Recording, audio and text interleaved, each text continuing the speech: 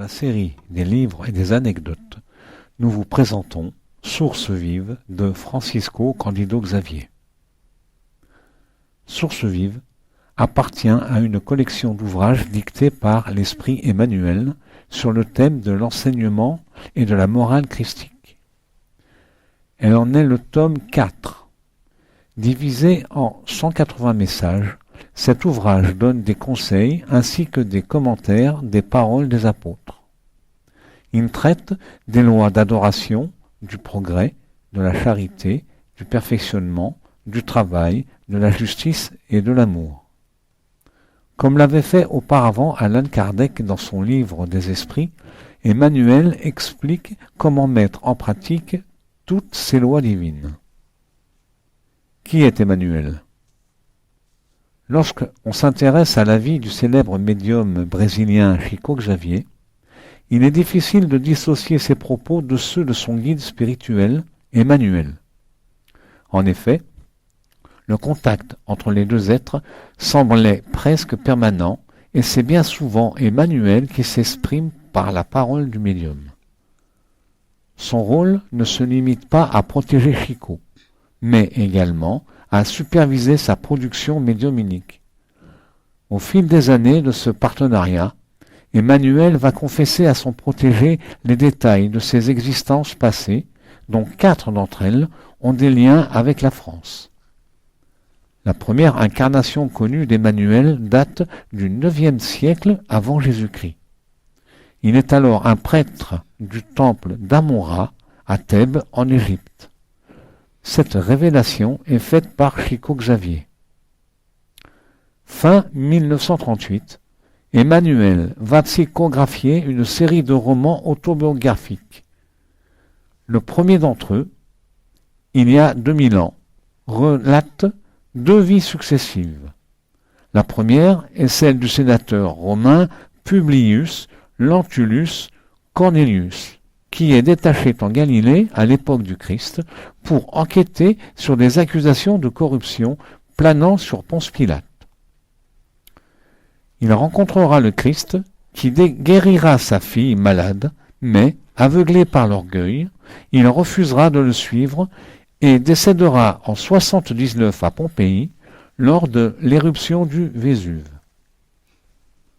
Dans le premier chapitre de ce livre, Publius décrit un rêve traumatisant relatif à une vie antérieure, celle du consul Publius Cornelius Lentulus, Sura, qui, condamné à mort en 62 avant Jésus-Christ par Cicéron, pour avoir conspiré contre le Sénat. Dans les romans suivants, 50 ans plus tard et avec Christ, il relate respectivement 2 autres vies passées, celle de Nestor et Basile. Nestor est un esclave né à Éphèse, qui entendra enfant les enseignements de Jésus de la bouche même de Jean l'évangéliste et qui décédera en martyr chrétien à Rome. Au IIIe siècle, Basile, originaire de Chypre, s'installera à Marseille, puis à Lyon, où il sera assassiné pour ses convictions chrétiennes. Une vie moins connue d'Emmanuel est celle de Saint Rémy, évêque de Reims, né en 437 et décédé en 535. Cette information a été donnée par Chico Xavier.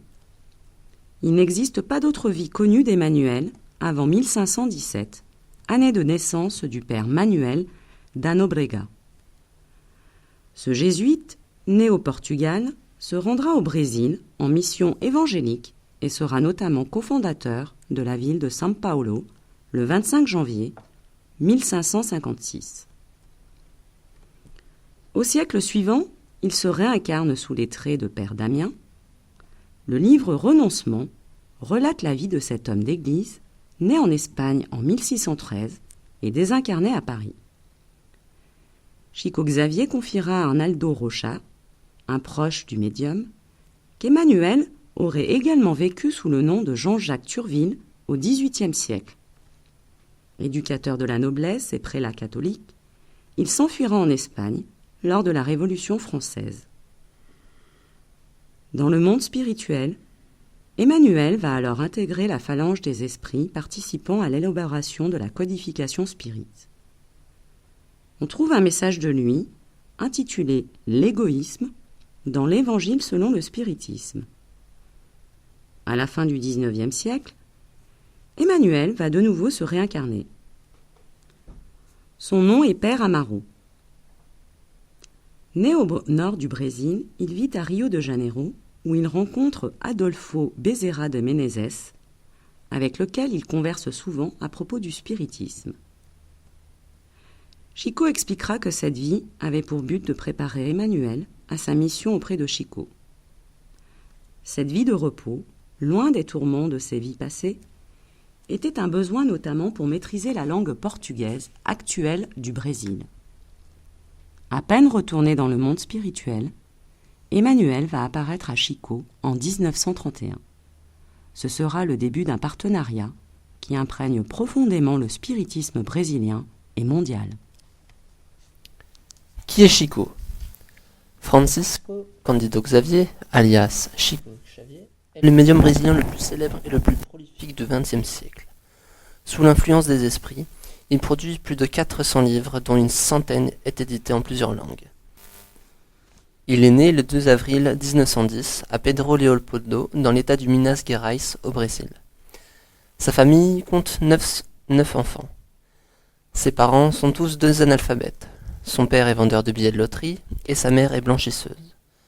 Après avoir perdu sa mère à l'âge de 5 ans, qu'il commence à entendre des voix. Dès 9 ans, il travaille comme tisserand tout en continuant l'école primaire. À la suite de la guérison de l'une de ses sœurs qui souffrait d'obsession, Chico ainsi que toute sa famille adhèrent aux théories spirites.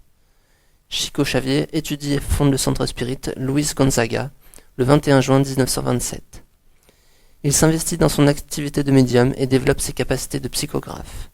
Guidé par Emmanuel, Chico publie son premier livre en juillet 1932, Le Parnasse d'Outre-Tombe, recueil de 60 poèmes attribués à 9 poètes brésiliens, 4 portugais et un anonyme, tous disparus. Cet ouvrage, produit par un modeste caissier, provoque l'étonnement général. Le journal, O Globo de Rio, dépêche l'un de ses rédacteurs pour assister pendant plusieurs semaines aux réunions du groupe Spirit. Il s'ensuit une série de reportages qui popularisent le spiritisme au Brésil. À partir de sa première publication, Chico Xavier ne cesse d'écrire des poèmes, des romans, des recueils de pensées ou des ouvrages de morale. La totalité des droits d'auteur reviennent à des œuvres de charité. Chico ne vivant que de son maigre salaire d'employé au ministère de l'Agriculture. À partir de 1957, Chico Xavier s'installe à Uberaba. Il y décède le 30 juin 2002, sans jamais varier d'explications à propos de l'origine de sa production littéraire phénoménale. Sous son impulsion, le Brésil est devenu la patrie d'adoption du spiritisme. On y compte 20 millions de sympathisants, dont 2,3 millions de pratiquants, ce qui en fait la 3e religion du pays. Chico fut un écrivain très prolifique. 451 livres lui sont attribués, dont 39 édités après sa mort.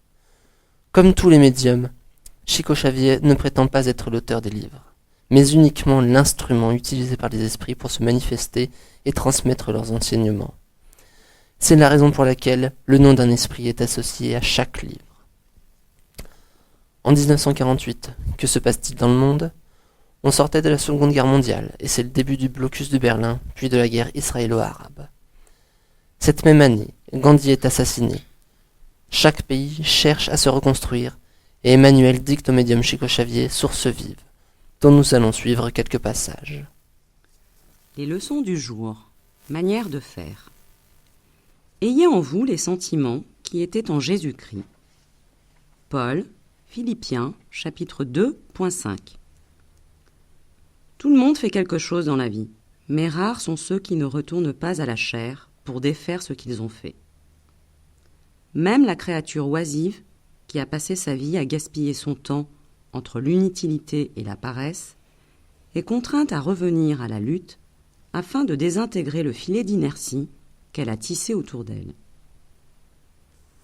Seul celui qui s'inspire du modèle de Jésus pour créer le bien, construit sans avoir besoin de réparer ou de corriger.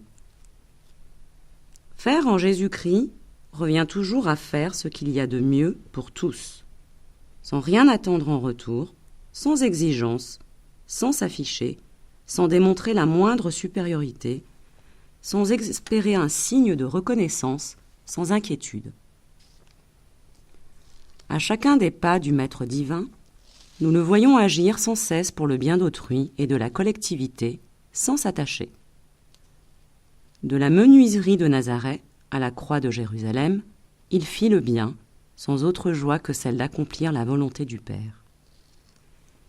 Il exalta l'aumône de la veuve et loua la fortune de Zaché, avec la même sérénité. Plein d'amour, il s'entretint avec quelques enfants et multiplia le pain pour des milliers de personnes, sans se décontenancer. Il releva Lazare de la tombe et marcha en direction de la prison, l'attention tournée vers les desseins célestes.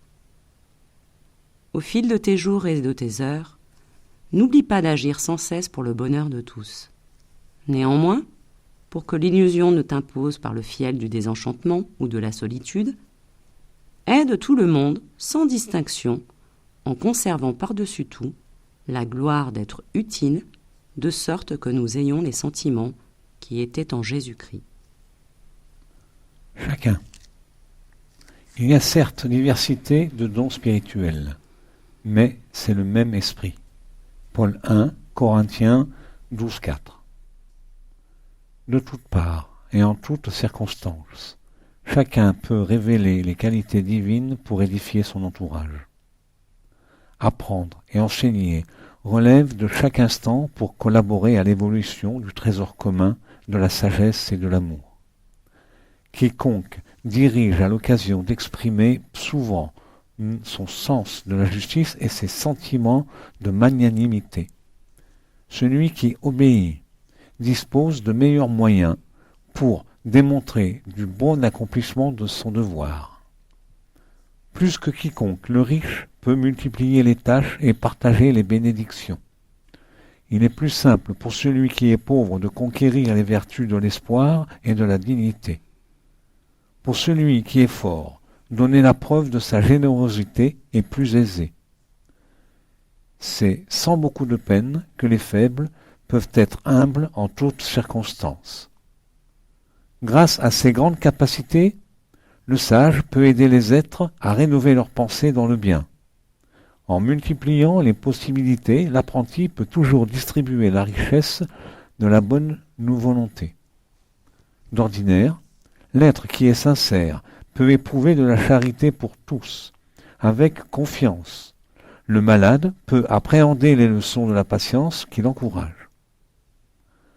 Les dons diffèrent, l'intelligence se manifeste à divers niveaux. Le mérite présente maintes valeurs, la capacité est le fruit des efforts de chacun, mais l'Esprit divin qui soutient les créatures est fondamentalement le même. Nous sommes tous capables de grandes réalisations dans le cadre de nos activités. Examine ta situation et réponds aux impératifs du bien infini.